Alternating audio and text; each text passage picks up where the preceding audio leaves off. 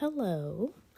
So I wanted to read a poem by Jalaluddin Rumi that I probably have read already, but it just went perfectly with this quote that I'm making and the beautiful art piece that it came out to be. So I'm going to share it again, and I hope you enjoy it.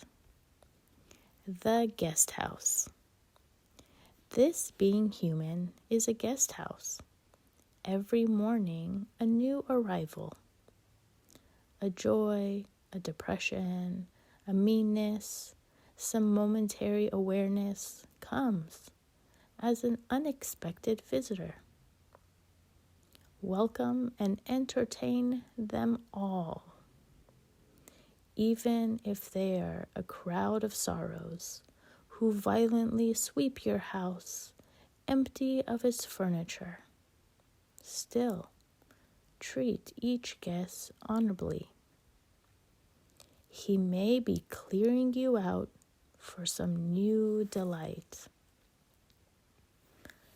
The dark thought, the shame, the malice, meet them at the door laughing and invite them in. Be grateful for whoever comes, because each has been sent as a guide from beyond. Rumi.